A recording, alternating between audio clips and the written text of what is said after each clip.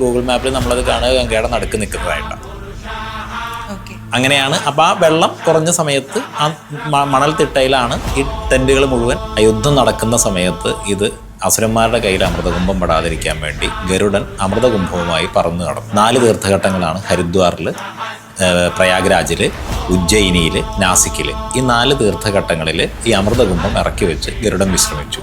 ദേവന്മാരും അസുരന്മാരും യുദ്ധം ഉണ്ടായത് 12 ദിവസമാണ്. അവരുടെ ഒരു ദിവസം മനുഷ്യരുടെ 12 വർഷമാണ്. ഈ 4 സ്ഥലങ്ങളിൽ നടക്കുന്നു എന്നുള്ളതുകൊണ്ട് 4 സ്ഥലങ്ങളിലും 12 കൊല്ലം കൂടുമ്പോഴാണ്. അപ്പോൾ ഒരു 3 കൊല്ലത്തിനിടയ്ക്ക് ഒരു കുംഭമേള വരും. നമ്മൾ ചെയ്ത പാപങ്ങളെല്ലാം ഒഴുക്കി കളയാനുള്ള ഒരവസരമാണ് കുംഭമേള എന്ന് പറയുന്നത്. എനിക്ക് തോന്നുന്നു ഇന്നും പലരുടെയും വിശ്വാസമാണ് കുംഭമേളയ്ക്ക് വന്ന് സ്നാനം ചെയ്ത് കഴിഞ്ഞാൽ നമ്മുടെ പാപങ്ങൾ മാറും, അല്ലെങ്കിൽ നേർവഴിയിലേക്ക് ഉള്ള ഒരു പാത നമുക്ക് തുറന്നു വെക്കാം എന്നൊക്കെ പറയുന്നത്. അത് 30 ചതുരശ്ര കിലോമീറ്റർ വിസ്തീർണമുള്ളതാണ്. 8000 ഹെക്ടറാണ് അതിൻ്റെ വിസ്തൃതി. അതിനകത്ത് 1000 കിലോമീറ്ററോളം റോഡുണ്ട്. അതിൽ 3 ലക്ഷത്തോളം ആശ്രമങ്ങൾക്കാണ് ടെന്റുകളും കാര്യങ്ങളും ഒക്കെ. ഹോസ്പിറ്റൽ ഉണ്ടാവും, സെക്ടർ ഹോസ്പിറ്റൽ ഉണ്ടാവും, ഇലക്ട്രിസിറ്റി ഓഫീസ് ഉണ്ടാവും, സാനിറ്റേഷൻ ഓഫീസ് ഉണ്ടാവും, വാട്ടർ അതോറിറ്റി ഓഫീസ് ഉണ്ടാവും. അങ്ങനെ എല്ലാ സജ്ജീകരണങ്ങളും. നമ്മളിപ്പോൾ ഒരു മുനിസിപ്പാലിറ്റിയിൽ എന്തൊക്കെ സംവിധാനങ്ങളുണ്ടോ. നമ്മൾ മലയാളികളെ സംബന്ധിച്ചുള്ള ഏറ്റവും വലിയ സംശയമാണ് എങ്ങനെയാണ് ഈ കുംഭമേളയ്ക്ക് പോവുക. ഭാരതത്തിന്റെ ഭാഗമാണോ കേരളം എന്ന് നമ്മൾ പുറത്തു പോയി കഴിഞ്ഞാൽ സംശയം തോന്നുന്ന രീതിയിലുള്ള മലയാളിയുടെ ഈ സോക്കോൾഡ് പ്രബുദ്ധതയുടെ പ്രബുദ്ധതയുടെ പിന്നെ അങ്ങനെ കേരളത്തിന്റെ ഒരു സജീവമായ പങ്കാളിത്തത്തിന്റെ ഒരു ചുവട് വെപ്പ് ഈ കുംഭമേളയിലുണ്ട്. ഒരു മന്ത്രിയുണ്ട്, ചീഫ് സെക്രട്ടറിയുടെ റാങ്കിൽപ്പെട്ട ഒരു IAS മന്ത്രിയുണ്ട്. മേള ഒരു ഡിപ്പാർട്ട്മെന്റാണ് ഗവൺമെന്റിന്റെ. നമസ്കാരം. ഇന്ന് നമ്മൾ സംസാരിക്കാൻ പോകുന്നത് കുംഭമേളയെ കുറിച്ചാണ്. ഇന്ന് എനിക്കൊപ്പം ഉള്ളത് ഈ കുംഭമേളയ്ക്ക് നേതൃത്വം നൽകുന്ന ജൂനാഗാഡയിലെ സാധുവായ സ്വാമി ആനന്ദവനമാണ്. സ്വാമിജി നമസ്കാരം. നമസ്തേ. കുംഭമേളയെ കുറിച്ച് നമുക്ക് എല്ലാവർക്കും വളരെയധികം കൗതുകമുള്ള ഒരു വിഷയമാണ്. കുംഭമേളയെ കുറിച്ച് കഥകളൊക്കെ നമ്മൾ കേട്ടിട്ടുണ്ടെങ്കിലും എന്താണ് കുംഭമേള എന്നതിനെ കുറിച്ചുള്ള ഒരു അവ്യക്തത ഇന്നും പലരിലും ഉണ്ട് എന്നുള്ളതാണ്. നമുക്ക് എന്താണ് കുംഭമേളയുടെ ഐതിഹ്യം എന്ന് പറഞ്ഞുകൊണ്ട് തുടങ്ങാം. കുംഭമേളയുടെ ഐതിഹ്യം അമൃതിന് വേണ്ടിയിട്ടുള്ള പാലാഴി മഥനം നടന്ന കഥയുമായിട്ട് ബന്ധപ്പെട്ടതാണ്. അപ്പോൾ അമൃത് ലഭ്യമായി കഴിഞ്ഞപ്പോൾ അത് ദേവാസുരന്മാർ അതിനു വേണ്ടി യുദ്ധം ഉണ്ടായി. ആ യുദ്ധം നടക്കുന്ന സമയത്ത് ഇത് അസുരന്മാരുടെ കയ്യിൽ അമൃതകുംഭം പെടാതിരിക്കാൻ വേണ്ടി ഗരുഡൻ അമൃതകുംഭവുമായി പറന്നു നടന്നു. അങ്ങനെ ഇടയ്ക്ക് ഗരുഡന് ക്ഷീണം തോന്നിയ സമയത്ത് അസുരന്മാർക്ക് പ്രവേശിക്കാൻ കഴിയാത്ത തീർത്ഥസ്നാനങ്ങളിൽ 4 തീർത്ഥഘട്ടങ്ങളാണ് ഹരിദ്വാറിൽ, പ്രയാഗ്രാജിൽ, ഉജ്ജയിനിയിൽ, നാസിക്കിൽ. ഈ 4 തീർത്ഥഘട്ടങ്ങളിൽ ഈ അമൃതകുംഭം ഇറക്കി വെച്ച് ഗരുഡൻ വിശ്രമിച്ചു. അപ്പം ഈ സ്ഥലങ്ങളിൽ ഇപ്പോൾ ദേവന്മാരും അസുരന്മാരും യുദ്ധം ഉണ്ടായത് 12 ദിവസമാണ്. അവരുടെ ഒരു ദിവസം മനുഷ്യരുടെ 12 വർഷമാണ്. അപ്പോൾ ഈ കാലം വീണ്ടും പ്രകൃതിയിലുണ്ടാകുന്ന സമയത്ത് അവിടെ അമൃതിൻ്റെ സാന്നിധ്യം ആ തീർത്ഥത്തിലുണ്ടാവും. അപ്പോൾ ആ തീർത്ഥത്തിൽ സ്നാനം ചെയ്യാൻ വേണ്ടി ദേവന്മാരും യക്ഷകിന്നര ഗന്ധർവാദികൾ, സപ്തർഷികൾ പോലുള്ള ഋഷീശ്വരന്മാർ ഇവരെല്ലാവരും എത്തിച്ചേരും. ഒപ്പം ഭാരതത്തിലെ എല്ലാ പരമ്പരകളിലും പെട്ട സന്യാസിമാർ, ഏകദേശം 60 ലക്ഷത്തോളം സാധുക്കളാണ് കുംഭമേളയിൽ സ്നാനത്തിന് വേണ്ടി എത്തിച്ചേരുക. എല്ലാ പരമ്പരയിലും പെട്ട സാധുക്കൾ എത്തിച്ചേരും, സാധകരെത്തിച്ചേരും.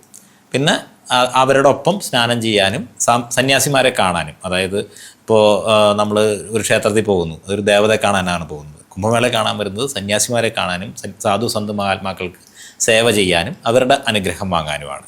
പിന്നെ പഴയ കാലത്ത് നമ്മളൊരു ഇതിൻ്റെ ഒരു ചരിത്രപരമായിട്ട് പരിശോധിച്ച് കഴിഞ്ഞ് കഴിഞ്ഞാൽ പണ്ട് ഒരു ഗുരുവിൻ്റെ ശിഷ്യൻ, ആ ശിഷ്യൻ ഒരു ഗുരുവിൻ്റെ കീഴിൽ പഠിച്ചു, അദ്ദേഹത്തിൻ്റേതായിട്ടുള്ള സാധന പരിവ്രജനം അങ്ങനെയുള്ള രീതിയിൽ പോയി.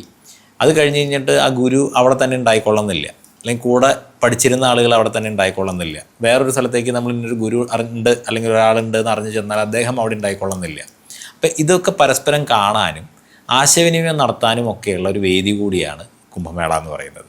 ഒപ്പം പല ഭാഗത്തു നിന്ന് ആളുകൾ എത്തിച്ചേരുമ്പോൾ രാജ്യത്തിൻ്റെ ഓരോ ഭാഗത്തും അപ്പം എന്തൊക്കെ നടക്കുന്നു, ഇങ്ങനെയുള്ള കാര്യങ്ങളെല്ലാം സന്യാസിമാർ തമ്മിൽ ആശയവിനിമയം ചെയ്യുന്നത്.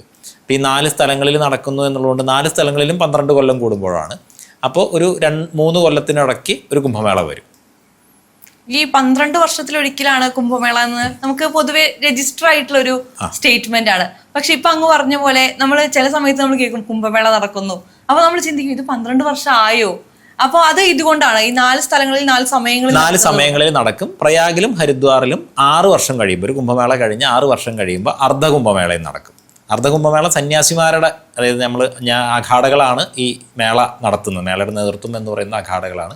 അഖാഡകളുടെ ആചാരപരമായിട്ടുള്ള കാര്യങ്ങൾക്ക് വേണ്ടിയിട്ടാണ് ഈ അർദ്ധകുംഭമേള നടക്കുന്നത്. നമ്മൾ ഈ കുംഭമേളയെ കുറിച്ച് പറയുമ്പോൾ പൊതുവെ പറഞ്ഞു വെക്കുന്നതാണ് നമ്മൾ ചെയ്ത പാപങ്ങളെല്ലാം ഒഴുക്കി കളയാനുള്ള ഒരവസരമാണ് കുംഭമേള എന്ന് പറയുന്നത്. എനിക്ക് തോന്നുന്നു ഇന്നും പലരുടെയും വിശ്വാസമാണ് കുംഭമേളയ്ക്ക് വന്ന് സ്നാനം ചെയ്ത് കഴിഞ്ഞാൽ നമ്മുടെ പാപങ്ങൾ മാറും, അല്ലെങ്കിൽ നേർവഴിയിലേക്ക് ഉള്ള ഒരു പാത നമുക്ക് തുറന്നു വെക്കാം എന്നൊക്കെ പറയുന്നത്, അതിലൊക്കെ എത്രത്തോളം വാസ്തവമുണ്ട് എന്നുള്ളത്? അതായത് തീർത്ഥസ്നാനം സ്വതവേ തന്നെ പാപവിമുക്തി നേടുന്ന അല്ലെങ്കിൽ പുണ്യവർദ്ധനവായിട്ടുള്ള ഒരു കാര്യമാണ്. പുണ്യതീർത്ഥങ്ങളിലേക്ക് തീർത്ഥാടനം നടത്തി തീർത്ഥങ്ങളിൽ സ്നാനം ചെയ്യുക എന്നുള്ളത്. ആ തീർത്ഥങ്ങളിലെ രാജാവാണ് പ്രയാഗ്രാജ്. ഏറ്റവും വിശുദ്ധമായ, നമ്മൾ ഭാരതീയ സംസ്കാരത്തിൽ ഏറ്റവും വിശുദ്ധമായി മാനിക്കപ്പെടുന്ന ഗംഗ, യമുന, സരസ്വതി ഗുപ്തരൂപത്തിൽ സംഗമിക്കുന്ന സ്ഥലമാണ്. അപ്പോൾ നമ്മൾ തീർത്ഥരാജാവ്, തീർത്ഥരാജ് പ്രയാഗ്രാജ് എന്നാണ് പറയുക. ഒരുപാട് പ്രയാഗുകൾ, ഏത് നദികൾ, 2 നദികൾ സംഗമിച്ച് 3ാമത്തെ നദിയാകുന്നതിനെയാണ് പ്രയാഗ് എന്ന് പറയുക. ആ പ്രയാഗുകളിലെ രാജാവാണ്, തീർത്ഥങ്ങളുടെ രാജാവാണ് പ്രയാഗ്. അപ്പം അതുകൊണ്ട് ആ പ്രയാഗിലെ സ്നാനം തന്നെ പുണ്യകരമാണ്. ആ പുണ്യകരമായിട്ടുള്ള തീർത്ഥഘട്ടത്തിൽ അമൃതിൻ്റെ സാന്നിധ്യം കൂടി ഉണ്ടാവുകയാണ്. ഒപ്പം ദേവന്മാരും മറ്റ് സപ്തർഷികളും സന്യാസിമാരും മഹാത്മാക്കളും എല്ലാവരും ഒരുമിച്ച് വരുന്നു. അപ്പം അവരുടെ കൂടെ സ്നാനം ചെയ്യുന്നത് അത് ഒന്നുകൂടി അതിൻ്റെ പുണ്യത്തെ വർദ്ധിപ്പിക്കുന്നു. ഇപ്പൊ നമ്മൾ ഈ കുംഭമേളയെ കുറിച്ച് പറയുമ്പോൾ നമുക്കറിയാം അത്രത്തോളം ക്രൗഡാണ്, കോടിക്കണക്കിന് ജനങ്ങളാണ് ഒരു സ്ഥലത്ത് ഒത്തുകൂടുന്നത്. ഒരു എന്താ പറയാ, എങ്ങനെയാണ് ഇതിനെയൊക്കെ മാനേജ് ചെയ്യുന്നത് എന്ന് പറയുന്ന വലിയൊരു വിഷയം, അല്ലെങ്കിൽ വലിയൊരു ടെൻഷൻ നമുക്ക് എല്ലാവർക്കും തോന്നാറുണ്ട്. കാരണം നമ്മൾ കണ്ടതാണ് ഈ ശബരിമലയിൽ മകരജ്യോതി ദർശനത്തിന് എത്തിയ സ്ഥലത്ത് വരെ ഈ ക്രൗഡ് മാനേജ് ചെയ്യാൻ പറ്റാതെ വലിയ രീതിയിൽ അപകടങ്ങൾ ഉണ്ടാവാൻ സാധ്യത. പക്ഷെ കുംഭമേളയെ സംബന്ധിച്ച് നമ്മൾ അതിന്റെ സാറ്റലൈറ്റ് ഇമേജുകളൊക്കെ എടുത്ത് നോക്കുകയാണെങ്കിൽ, അല്ലെങ്കിൽ ഡ്രോൺ ഇമേജുകളൊക്കെ എടുത്ത് നോക്കുകയാണെങ്കിൽ കോടിക്കണക്കിന് ആളുകൾ, സാധുക്കളും അല്ലെങ്കിൽ സാധാരണ വരുന്ന ആളുകളൊക്കെ ആയി ഒരുപാട് പേരുണ്ടാവും.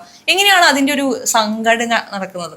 2 തരത്തിലാണ്. ഒന്നതിൻ്റെ ഔദ്യോഗിക സംവിധാനം എന്ന് പറയുന്നത്, ഇപ്പം മേള അതോറിറ്റി എന്ന് പറയുന്ന ഒരു സംവിധാനമുണ്ട്. അത് സർക്കാരിൻ്റെ നേതൃത്വത്തിലുള്ള സംവിധാനമാണ്. ഒരു മന്ത്രിയുണ്ട്, ചീഫ് സെക്രട്ടറിയുടെ റാങ്കിൽപ്പെട്ട ഒരു IAS മന്ത്രിയുണ്ട്. മേള ഒരു ഡിപ്പാർട്ട്മെൻറ്റാണ് ഗവൺമെൻറ്റിൻ്റെ, അതിനൊരു മന്ത്രിയുണ്ട്. അതുകൂടാതെ കണ്ട് ചീഫ് സെക്രട്ടറിയുടെ റാങ്കിലുള്ള ഒരു ഉദ്യോഗസ്ഥൻ മേള അധികാരി എന്ന് പറയുന്ന ഒരു പൊസിഷനിലുണ്ട്. പിന്നെ അതിന് വേണ്ടിയിട്ട് ഏകദേശം നമ്മുടെ ഒരു സെക്രട്ടേറിയറ്റിലൊരു ഡിപ്പാർട്ട്മെൻറ്റ് പോലുള്ള മുഴുവൻ സജ്ജീകരണങ്ങളും അതിനുവേണ്ടി ഔദ്യോഗികമായിട്ട് പ്രവർത്തിക്കുന്നുണ്ട്. പാരലലി നമ്മളിവിടെ ഇപ്പുറത്ത് അഖാഡകൾ, 13 അഖാഡകളാണ് മേളയെ ആചാരപരമായിട്ട് മുന്നോട്ട് കൊണ്ടുപോകുന്നത്. അപ്പോൾ അഖാഡകൾക്ക് ഇപ്പോൾ മേള നടത്തിപ്പിൻ്റെ ഒരു സൗകര്യത്തിനൊക്കെ വേണ്ടിയിട്ട് ആധുനിക കാലത്ത് അഖില ഭാരതീയ അഖാഡ പരിഷത്ത് എന്ന് പറയുന്ന ഒരു ഏകോപന സമിതിയുണ്ട്, 13 അഖാഡകളും ചേർന്നുകൊണ്ട്. അപ്പോൾ ഇങ്ങനെ ഈ 2 തരത്തിലും ഈ 2 വിഭാഗങ്ങളുടെയും ഒരു കോർഡിനേഷനിൽ കൂടെയാണ് മേള നടക്കുന്നത്. ഈ ക്രൗഡിനെ മാനേജ് ചെയ്യാൻ വേണ്ടിയിട്ട് നമുക്ക് ഈ ഗംഗാതീരത്ത് ഗംഗയുടെയും യമുനയുടെയും തീരത്ത് വെള്ളം വന്നാൽ, മഴ പെയ്താൽ നിറഞ്ഞ് നടക്കുന്ന, ഇപ്പം നമ്മളിപ്പോൾ നമ്മുടെ ഒരു ടെൻറ്റുള്ള ലൊക്കേഷൻ നമ്മൾ ഗൂഗിൾ മാപ്പിൽ ചെയ്ത് കഴിഞ്ഞാൽ ഗൂഗിൾ മാപ്പിൽ നമ്മളത് കാണുക ഗംഗയുടെ നടുക്ക് നിൽക്കുന്നതായിട്ടാണ്. അങ്ങനെയാണ്. അപ്പോൾ ആ വെള്ളം കുറഞ്ഞ സമയത്ത് ആ മണൽ തിട്ടയിലാണ് ഈ ടെൻറ്റുകൾ മുഴുവൻ സംവിധാനം, ഈ മേള മുഴുവൻ നടക്കും. മേള നഗരി എന്ന് പറയുന്നത് അതാണ്. അത് 30 ചതുരശ്ര കിലോമീറ്റർ വിസ്തീർണമുള്ളതാണ്. 8000 ഹെക്ടറാണ് അതിൻ്റെ വിസ്തൃതി. അതിനകത്ത് 1000 കിലോമീറ്ററോളം റോഡുണ്ട്, കുറുകയും നീളത്തിലുമായിട്ട്. അത് ഇരുമ്പ് പലകകൾ, വലിയ ഇരുമ്പ് ഷീറ്റുകൾ പാകിയിട്ടാണ് ആ റോഡ്, വിശാലമായിട്ടുള്ള റോഡുകൾ ഉണ്ടാക്കിയിരിക്കുന്നത്. അതിൽ 3 ലക്ഷത്തോളം ആശ്രമങ്ങൾക്കാണ് ടെൻറ്റുകളും കാര്യങ്ങളുമൊക്കെ അനുവദിച്ചിരിക്കുന്നത്. അപ്പോൾ ഒരു ആശ്രമത്തിൻ്റെ സ്ഥലത്ത് 10, 15, 20 ഒക്കെ ടെൻറ്റുകൾ ഉണ്ടാവും. അപ്പോൾ അങ്ങനെയുള്ള 3 ലക്ഷത്തോളം ആശ്രമങ്ങളുണ്ട്. അവർക്കൊക്കെ electric connection, water connection, sanitation സൗകര്യങ്ങൾ, ഇതെല്ലാം. ഇത് കൂടാതെ കണ്ട് ഹോട്ടലുകൾ, അവർ റേഷൻ കാർഡ് വരെ അവർക്ക് അത് ഓരോ സെക്ടറുകളായിട്ട് 24 സെക്ടറുകളാക്കി തിരിച്ചിട്ടുണ്ട്. ഓരോ സെക്ടറിനും ഒരു സെക്ടർ മജിസ്ട്രേറ്റ് എന്ന് പറയുന്ന അധികാരി ഉണ്ടാവും. നമ്മുടെ ഉത്തരഭാരതത്തിലെ തഹസീൽദാരെ മജിസ്ട്രേറ്റ് എന്നുള്ള ഒരു പദവിയിൽ ആണ് പറയുക. ഇവിടെയും ആ ഒരു പൊസിഷൻ ഉണ്ട്, പക്ഷെ അവിടെ ആ പൊസിഷൻ എടുത്ത് പറയും. ഇപ്പോൾ സെക്ടർ മജിസ്ട്രേറ്റ് എന്ന് പറയുന്ന ഒരു മജിസ്ട്രേറ്റിൻ്റെ കീഴിലാണ് ഒരു സെക്ടർ. ആ സെക്ടറിൽ പോലീസ് സ്റ്റേഷൻ ഉണ്ടാവും, ഫയർ സ്റ്റേഷൻ ഉണ്ടാവും, റേഷൻ കട ഉണ്ടാവും, ഹോസ്പിറ്റൽ ഉണ്ടാവും, സെക്ടർ ഹോസ്പിറ്റൽ ഉണ്ടാവും, ഇലക്ട്രിസിറ്റി ഓഫീസ് ഉണ്ടാവും, സാനിറ്റേഷൻ ഓഫീസ് ഉണ്ടാവും, വാട്ടർ അതോറിറ്റി ഓഫീസ് ഉണ്ടാവും. അങ്ങനെ എല്ലാ സജ്ജീകരണങ്ങളും, നമ്മളിപ്പോൾ ഒരു മുനിസിപ്പാലിറ്റിയിൽ എന്തൊക്കെ സംവിധാനങ്ങളുണ്ടോ അതെല്ലാം അവിടെ ഉണ്ടാവും ഈ 2 മാസക്കാലത്തേക്ക് വേണ്ടിയിട്ട്. ഇപ്പോൾ നമ്മൾ പറഞ്ഞു കുംഭമേളയിൽ ഇത്രയും ആളുകൾ എത്തിച്ചേരുന്നു. പക്ഷെ നമ്മൾ മലയാളികളെ സംബന്ധിച്ചുള്ള ഏറ്റവും വലിയ സംശയമാണ് എങ്ങനെയാണ് ഈ കുംഭമേളയ്ക്ക് പോവുക. ഇപ്പോൾ എനിക്ക് ഒരുപാട് ആഗ്രഹമുണ്ട് കുംഭമേള കാണണം, ഒരിക്കലെങ്കിലും ജീവിതത്തിൽ കാണണം എന്ന് വളരെയധികം ആഗ്രഹിക്കുന്ന ഒരാളാണ് ഞാൻ. പക്ഷെ ഞാൻ വീട്ടിലൊക്കെ എനിക്ക് കുംഭമേളയ്ക്ക് പോകണം എന്ന് പറയുമ്പോൾ എന്നോട് പറഞ്ഞു അവിടെ ഒന്നും എത്തിപ്പെടാൻ സാധിക്കില്ല, പോകാൻ ബുദ്ധിമുട്ടാണ്, അത്രയും തിരക്കാണ്, അങ്ങനെ ഒരുപാട് എന്താ പറയാ, എന്തോ ഭയാനകമായിട്ടുള്ള ഒരു കാര്യമായിട്ടാണ് പറഞ്ഞു വെക്കുന്നത്. എനിക്കിവിടെ എന്നെപ്പോലെ ഒരുപാട് പേർ ഈ കുംഭമേളയിലേക്ക് എത്തിപ്പെടണമെന്ന് ആഗ്രഹിക്കുന്നവരുണ്ട്. നമുക്ക് എങ്ങനെയാണ് ഇപ്പോൾ കേരളത്തിൽ നിന്ന്, ഇപ്പോൾ നമ്മളിരിക്കുന്നത് കൊച്ചിയിലാണ്, അല്ലെങ്കിൽ കേരളത്തിന് ഏത് ഭാഗത്തു നിന്നും ആകട്ടെ, എങ്ങനെയാണ് നമുക്ക് ഈ കുംഭമേള നടക്കുന്ന സ്ഥലത്തേക്ക് എത്തിച്ചേരാൻ സാധിക്കുക? നമ്മൾ പൊതുവിൽ കേരളത്തിൻ്റെ പ്രാതിനിധ്യം ഇത്തരത്തിലുള്ള എല്ലാ ആധ്യാത്മിക സംഗമങ്ങളിലും വളരെ തുച്ഛമാണ്. നമ്മൾ സാധാരണ ഞങ്ങൾ സന്യാസിമാരുടെ ഇടയിൽ പറയാറുണ്ട്, ശങ്കരാചാര്യർ വന്ന് സന്യാസി പരമ്പരയെ ഒരു പുനഃസ്ഥാപനം ചെയ്തു, കുംഭമേളകൾ പോലുള്ള ധാർമ്മിക സംഗമങ്ങളെയൊക്കെ സ്ഥാപിച്ചു. അത് ശങ്കരാചാര്യർ അതൊക്കെ സ്ഥാപിച്ച് പോയതിന് ശേഷം പിന്നെ ഒരു മലയാളിയും ആ വഴിക്ക് വന്നിട്ടില്ല എന്ന് പറയും. മലയാളികൾ വരും, ഒരുപാട് പേര് വരാറുണ്ട് വന്ന്, അല്ലെങ്കിൽ ചിലപ്പോൾ അവിടെ തന്നെ പിന്നീട് ഉത്തരേന്ത്യക്കാരായി മാറിയ സന്യാസിമാരും സാധകരും ഒക്കെ ഉണ്ട്.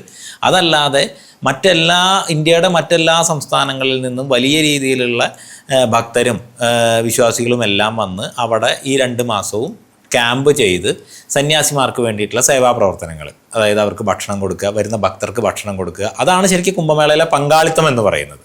അപ്പോൾ ആ പങ്കാളിത്തത്തിൽ ഒരു ചുവടും വയ്ക്കാത്ത ഒരു ദേശം എന്ന് പറയുന്നത്, ഇപ്പം ചിലപ്പോൾ പറയും ഭാരതത്തിൻ്റെ ഭാഗമാണോ കേരളം എന്ന് നമ്മൾ പുറത്തു പോയി കഴിഞ്ഞ് കഴിഞ്ഞാൽ സംശയം തോന്നുന്ന രീതിയിലുള്ള ഒരവസ്ഥയാണ് കേരളത്തിൽ നിലനിൽക്കുന്നത്. പ്രബുദ്ധതയുടെ പിന്നെ പഴയ കാലത്ത് യാത്രാ സൗകര്യങ്ങൾ ഉണ്ടാവാം, ഭാഷയുടെ പ്രശ്നങ്ങൾ ഉണ്ടാവാം, കാലാവസ്ഥയുടെ പ്രശ്നങ്ങൾ ഉണ്ടാവാം, എല്ലാം ഉണ്ടാവാം. പക്ഷെ എന്നാൽ പോലും അതിനൊക്കെ തയ്യാറായിരുന്ന ഒരു കാലം കേരളത്തിലുണ്ടായിരുന്നു.